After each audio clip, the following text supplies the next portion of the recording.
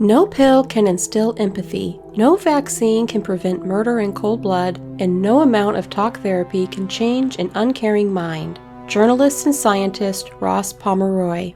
Why do people idolize the Joker? There are several variables that come into the mix, and we will seek to look at Joker as a whole and not focus on any one particular version of the character. Stay tuned for bonus content at the end of this video. Let's look at a book called The Joker's Psychology, written by a team of experts, psychologists, criminologists, writers, and researchers, interviewing various people from Kevin Conroy to an FBI investigator. We're pulling a lot of information together from this book as well as other sources and our knowledge of Joker stories, but please keep in mind I am not a psychologist. What do people like about Joker? Joker has positive characteristics that he uses for evil. Joker's passionate. He's committed to his plans.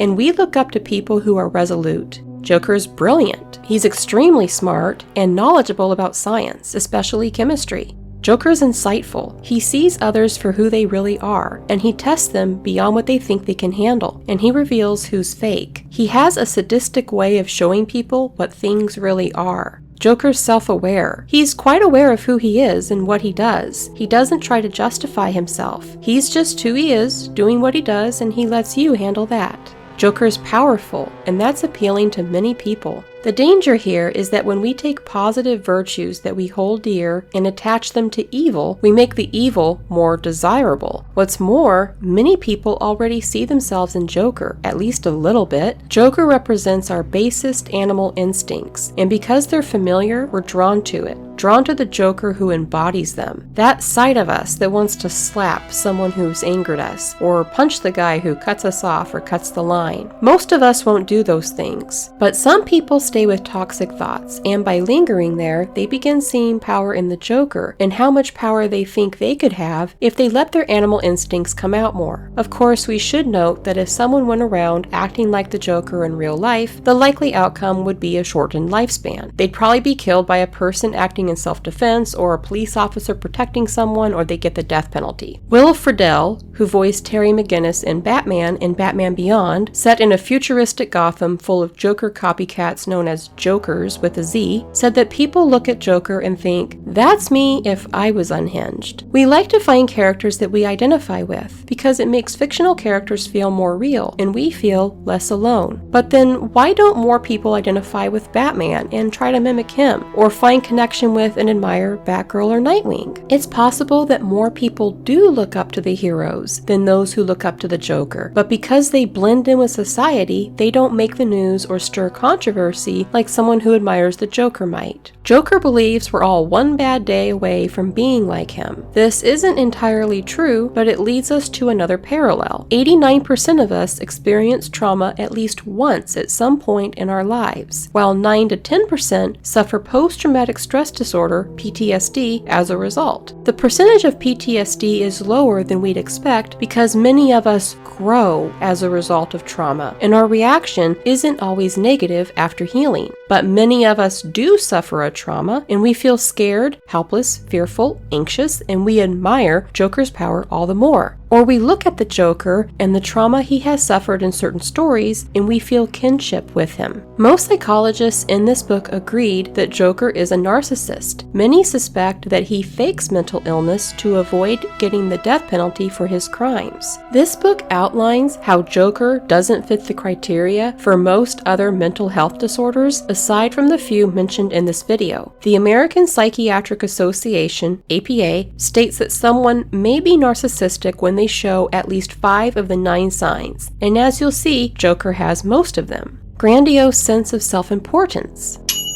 Preoccupation with fantasies of unlimited success, power, brilliance, beauty, or ideal love. Joker has carried out countless schemes that apply to unlimited success, power, or brilliance.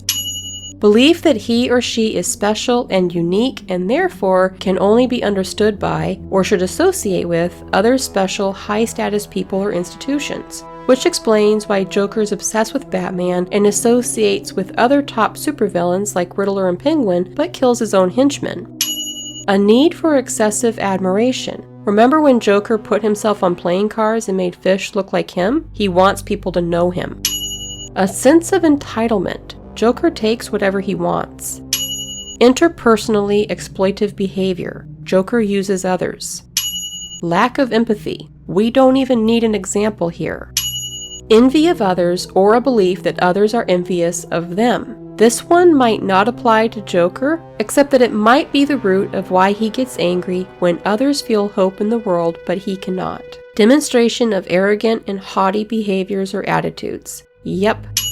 So Joker has at least 8 of the 9 characteristics psychologists say may indicate narcissism. And again, people want someone they feel connection with. And we know that in the age of social media, narcissism is on the rise in society. Most narcissists aren't going to kill or torture people, but having narcissism in common with a character may be enough to draw someone to like the Joker, even if on a subconscious level. Narcissists often hold themselves in higher regards than they should and hold little to no empathy for others. And this can be an indication of psychopathy, but not always, because there are people with big egos who still hold on to moral standards. Narcissists need attention from others, an audience who can admire their grandiosity. But you'll also remember that Joker also assaults and kills his hired help, who are not only there to help him with his plans, but also there to admire him. And that is because his self-absorption likely originates from low self-esteem, especially in stories like The Killing Joke. And how many people today struggle with low self-esteem? Another reason Joker assaults his help, and another reason some people may find connection with him, is that he also likely suffers from antisocial personality disorder, which is defined as a, quote, pervasive pattern of disregard for and violation of the rights of others, end quote. This could include tendencies to manipulate others to get what they want, even if that means pretending to feel empathy for someone in order to deceive them. And psychologists note that highly antisocial or psychopathic offenders cannot be taught empathy if they don't have any already. This is another variable that makes Joker relatable in today's society. Social media has destroyed the ability to empathize for many people. Jamil Zaki wrote an entire chapter about this in his book, The War for Kindness, which I highly recommend. Next time you scroll through social media, notice how many people are cruel to each other over various issues. People argue over almost everything today, and sometimes people are malicious over issues that sometimes aren't even that big of a deal.